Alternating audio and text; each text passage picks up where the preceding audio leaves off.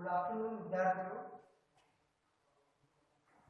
आज इस online class में हमारा जो टॉपिक है फिजिकल केमिस्ट्री बीएस के पार्ट सेकंड में हम जो टॉपिक ले रहे हैं वो ले रहे हैं। इससे पहले का जो हमारा टॉपिक था वो था अधिकतम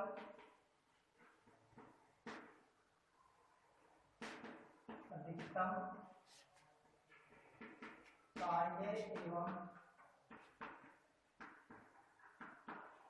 क्रमणीयता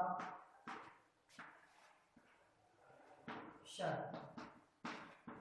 इस टॉपिक को हम पढ़ चुके हैं और उसके नेक्स्ट जो टॉपिक आता है वो आता है हमारा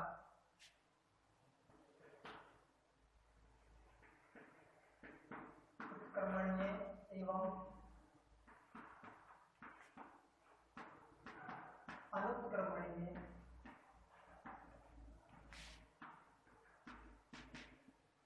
रूपांतरण। उत्क्रमणीय एवं अनुत्क्रमणीय रूपांतरण वाला टॉपिक है हमारा। इसमें यहाँ पर आप लोग जानते हो इसे बोलते हैं रिवर्सिबल और यू जाएगा इरिवर्सिबल ट्रांसफॉर्मेशन यानी रूपांतरण। इस वाले टॉपिक में हमने अधिकतम कार्य एवं अनुत्क्रमणीयता की शर्त से संबंधित जो समीकरण व्युत्पन्न की थी वो पढ़ने की थी। W बराबर -2.303 nRT log base 10 V2/V1 और यदि सामान्य हमारे पास दाब के रूप में है तो W बराबर -2.303 nRT log base 10 V1/P2। इन दो समीकरणों को हम यहाँ पर पढ़ चुके हैं। ये दोनों जो समीकरण हैं हमारे पास एक प्रसार कार्य की गणना के लिए प्रयुक्त की जाती है। इसी प्रकार से हमारे पास संपीड़न कार्य के लिए भी समीकरण इस प्रकार से बना सकते हैं। संपीड़न के लिए वहां पर V1/V2 हो जाएगा और यहाँ पर नीचे वाले P2/P1 हो जाएगा। इसी क्रम में जो हमारा जो नेक्स्ट टॉपिक है वो है उत्क्रमणीय एवं अनुत्क्रमणीय रूपांतरण, रिवर्सिबल एंड इरिवर्सिबल ट्रांसफॉर्मेशन। आप लोग अब बहुत अच्छे से जानते हो कि सामान्यतः जो कार्य है वो प्रतिरोधी दाब पर निर्भर करता है। कौन से दाब पर निर्भर करता है? प्रतिरोधी दाब पर। यदि प्रतिरोधी दाब का मान सामान्यतः हम शून्य मानते हैं तो फिर किया गया कार्य का मान भी क्या रहता है? शून्य रहता है। तो यहाँ पर जो अपने पास जो क्रमणीय रूपांतरण और जो अनुक्रमणीय रूपांतरण है ये टॉपिक भी, ये तथ्य भी प्रतिरोधी दाब का आधार मानकर ही हम समझा सकते हैं। इसमें देखो सबसे पहले हम देखते हैं उत्क्रमणीय रूपांतरण। उत्क्रमणीय रूपांतरण के लिए अपन ये मानते हैं कि माना कि एक तंत्र की अवस्था में परिवर्तन, माना कि एक तंत्र की अवस्था में परिवर्तन हम उसकी विभिन्न माध्यमिक अवस्थाओं से होकर करते हैं। यदि उन विभिन्न माध्यमिक अवस्थाओं से होकर तंत्र को पुनः अपनी प्रारंभिक अवस्था में लाते हैं, उस दौरान यदि तंत्र के साथ परिवेश भी अपनी प्रारंभिक अवस्था में आ जाता है, परिवेश भी अपनी प्रारंभिक अवस्था में आ जाता है, तो इस प्रकार के रूपांतरण को हम उत्क्रमणीय रूपांतरण कहेंगे और उस प्रक्रम को हम उत्क्रमणीय प्रक्रम कहेंगे। यदि उस परिवर्तन के दौरान तंत्र के साथ परिवेश अपनी मूल अवस्था में नहीं लौटता है तो उस रूपांतरण को हम अनुत्क्रमणीय रूपांतरण कहेंगे और उस प्रक्रम को हम अनुत्क्रमणीय प्रक्रम कहेंगे।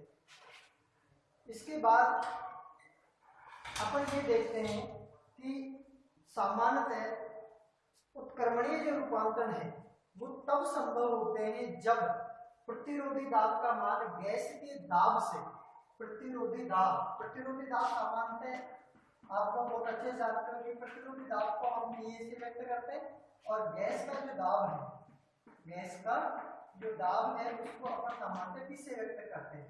तो उत्क्रमणीय रूपांतरण तब संभव होता है जब प्रतिरोधी जो दाब है इसका मान गैस के दाब से अनंत सूक्ष्म या तो कम हो या फिर अधिक हो। कम होगा तो उससे तात्पर्य हम ऐसे लगा सकते हैं कि P बराबर P माइनस dP कर ले, और अधिक है तो इसका मतलब ऐसे होगा कि P बराबर P प्लस dP कर दे, P प्लस dP कर दे। यदि प्रतिरोधी दाब Pa का मान गैस के दाब से अनंत सूक्ष्म क्या है, कम है, यानी dP कम है, तो हम जानते हैं कि गैस का प्रसार होगा, गैस का प्रसार होगा। और यदि ये स्थिति है तो इसमें हम जानते हैं कि गैस का संपीड़न होगा, गैस का संपीड़न होगा। बस शर्त ये होनी चाहिए कि दोनों यहाँ पर अनंत सूक्ष्म होने चाहिए, यानी प्रतिरोधी दाब में यदि कमी है तो वो अनंत सूक्ष्म होनी चाहिए, तो वृद्धि है तो भी अनंत सूक्ष्म होनी चाहिए। इस अनंत सूक्ष्म की स्थिति में जो यहाँ पर रूपांतरण होगा वो रूपांतरण सामान्यतः उत्क्रमणीय रूपांतरण माना जाता है, क्योंकि इस उत्क्रमणीय रूपांतरण में तंत्र एवं जो परिवेश है वो दोनों एक दूसरे से साम्य अवस्था में रहते हैं, एक दूसरे से क्या रहते हैं, साम्य अवस्था में। और यदि अनुत्क्रमणीय रूपांतरण की बात करते हैं तो अनुत्क्रमणीय रूपांतरण में तंत्र एवं परिवेश एक दूसरे से साम्य अवस्था में नहीं रहते। साम्य अवस्था में लाने के लिए इनमें कुछ समय लग जाता है, साम्य अवस्था में लाने के लिए अनुत्क्रमणीय रूपांतरण में तंत्र परिवेश को साम्य अवस्था में लाने के लिए कुछ समय लग जाता है। ये आप लोगों को यहाँ पर ये तथ्य याद रखना है। अब इसी तथ्य से जुड़ा हुआ जो टॉपिक है वो रहता है हमारे पास कि समतापी उत्क्रमणीय रूपांतरण में किया गया कार्य। समतापी उत्क्रमणीय रूपांतरण में किया गया जो कार्य होता है वो शून्य रहता है। तो शून्य किस प्रकार से प्राप्त होता है ये तथ्य हमें यहाँ पर देखना है। उससे पहले आप लोगों को यहाँ पर एक दो टॉपिक यानी जो मैटर है वो आप लोगों को नोट करना है, यानी उत्क्रमणीय एवं अनुत्क्रमणीय रूपांतरण। उत्क्रमणीय एवं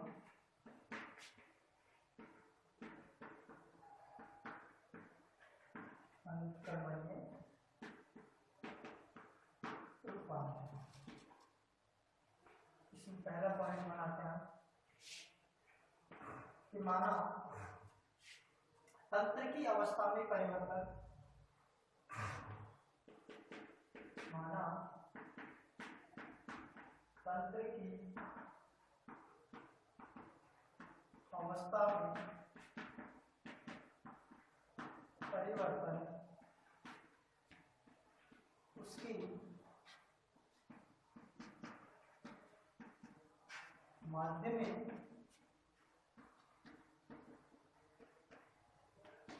अवस्थाओं में होकर किया जाता है। माना तंत्र की अवस्था में परिवर्तन उसकी माध्यमिक अवस्थाओं में होकर किया जाता है। यदि तंत्र को इन माध्यमिक अवस्थाओं से होकर पुनः मूल अवस्था में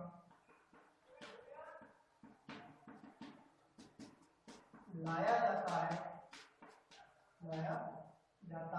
तो यदि तंत्र के साथ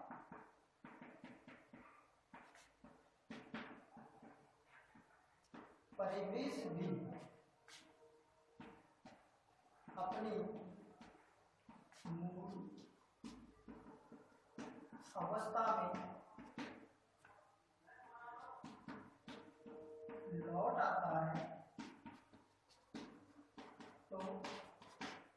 लौट आता है, तो उस रूपांतरण को उत्क्रमणीय रूपांतरण, उस रूपांतरण को क्या कह देंगे? उत्क्रमणीय रूपांतरण। तथा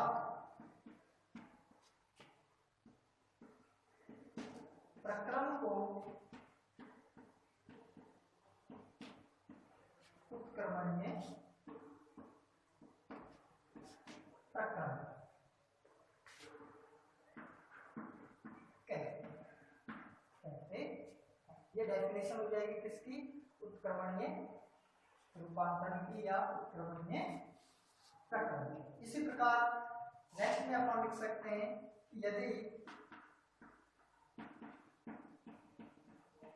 तंत्र के साथ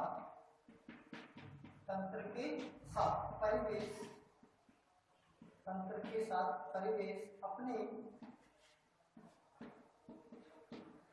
मूल अवस्था में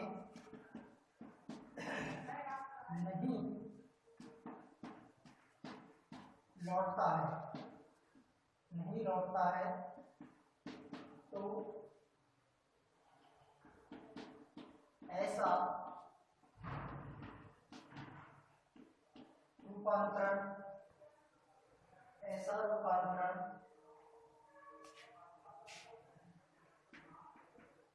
अनुत्क्रमणीय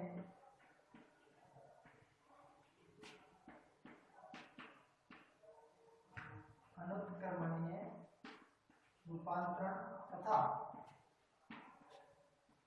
प्रक्रम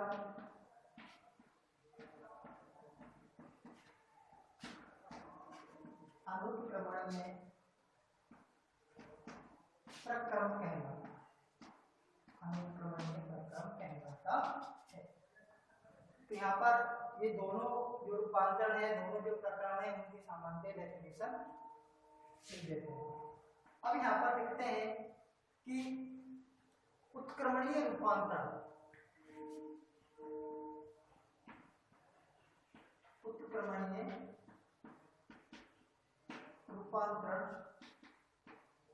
तब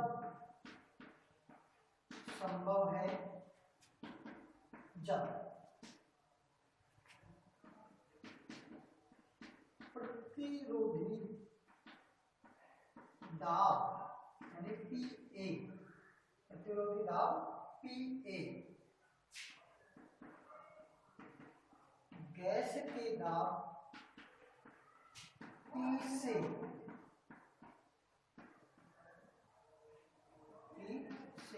अनंत सूक्ष्म dP कम या अधिक हो, यदि PA बराबर P माइनस dP, यानी प्रतिरोधी दाब गैस के दाब P से अनंत सूक्ष्म dP क्या है? कम है। तो कम होगा तो आप लोगों को पता है गैस का क्या होगा? प्रसार होगा, यानी प्रसार, गैस का प्रसार होगा। तो फिर जो कार्य होगा वो प्रसार कार्य होगा। और यदि PA बराबर P प्लस dP है तो यहाँ पर हम जानते हैं कि गैस का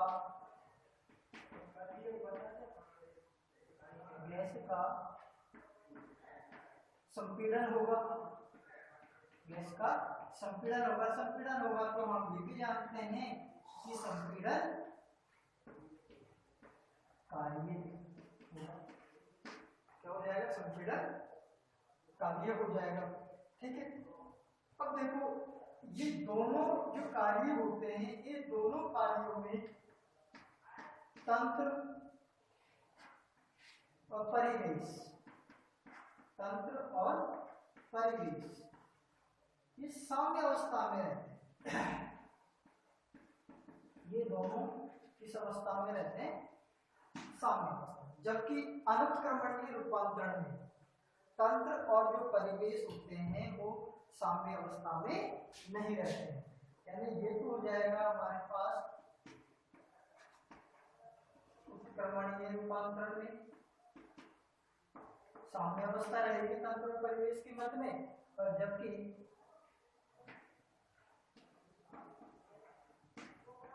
अनुत्क्रमणीय जो रूपांतरण होगा उसमें तंत्र और परिवेश साम्य अवस्था में नहीं रहेंगे। इनको साम्य अवस्था में लाने के लिए कुछ समय लगता है। ये आप लोगों को यहाँ पर ये जो मुख्य जो बातें हैं वो आप लोगों को यहाँ पर याद रखनी है। अब इसी क्रम में हमारा जो अगला पॉइंट जो रहता है वो पॉइंट है कि समतापी उत्क्रमणीय रूपांतरण में किया गया कार्य।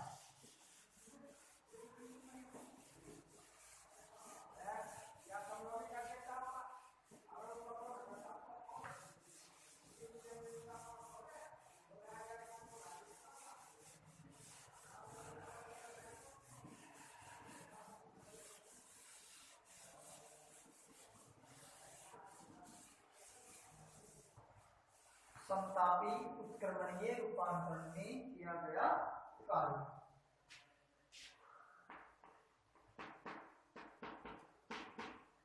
समतापी उत्क्रमणीय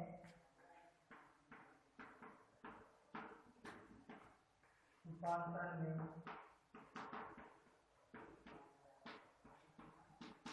किया गया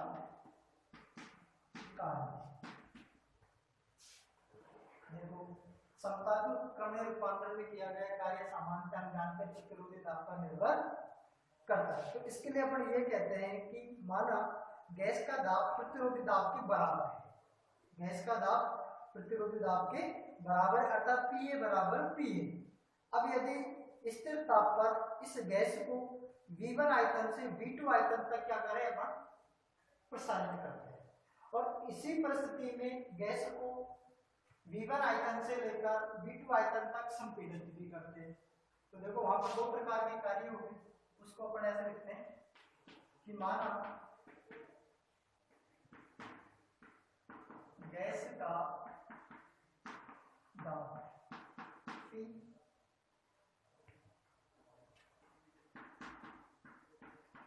प्रतिरोधी दाब PA यानी ये हमारे पास पहली शर्त में हो जाएगा PA बराबर PA, PA बराबर PA। अब यहाँ पर अपन लिखते हैं कि स्थिर ताप पर गैस को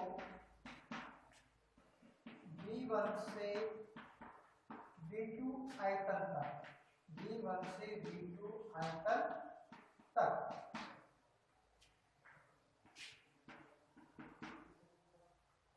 प्रसारित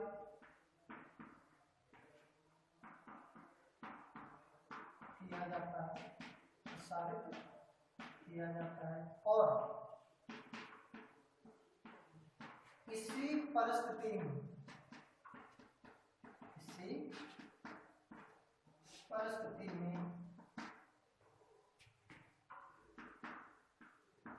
गैस को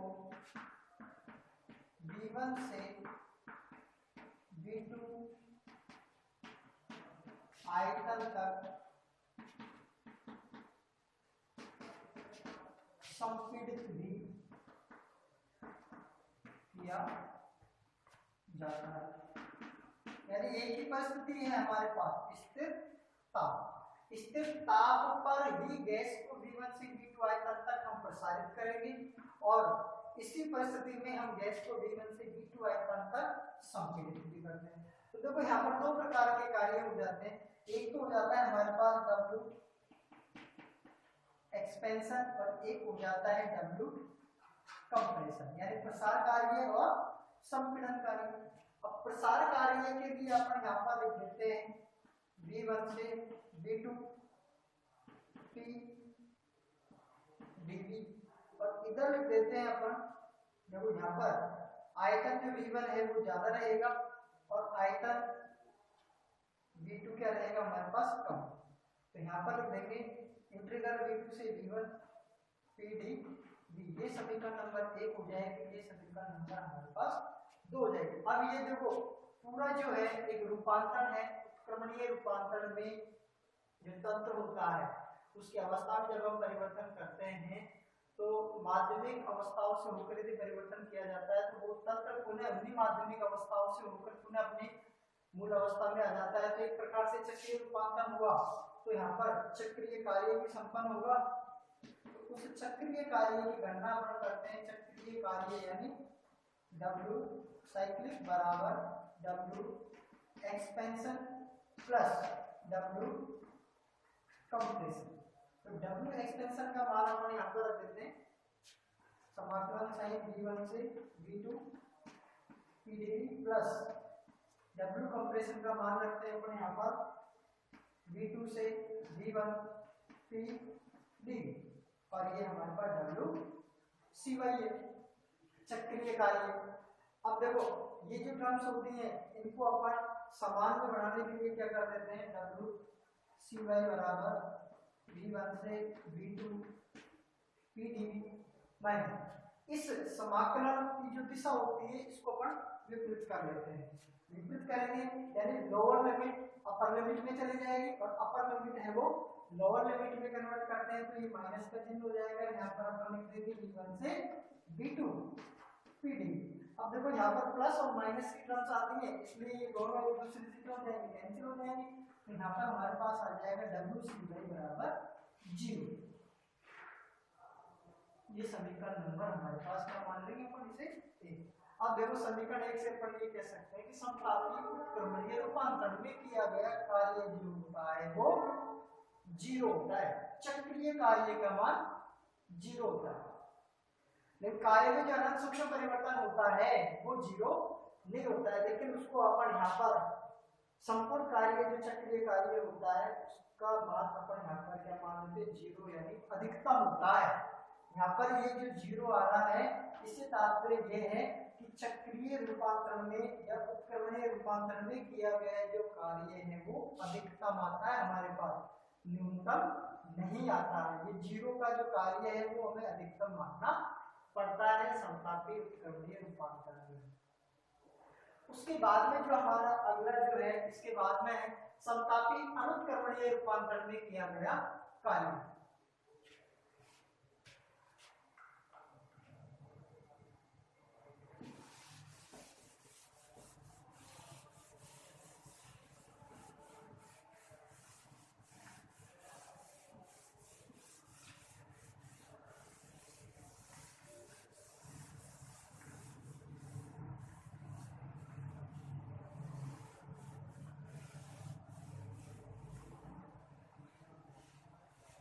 समतापी अनुत्क्रमणीय रूपांतरण।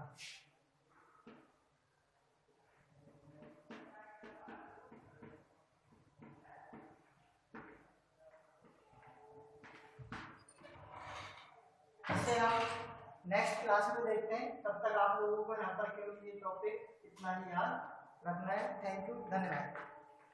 हाँ जी बॉस, मैं कह रहा था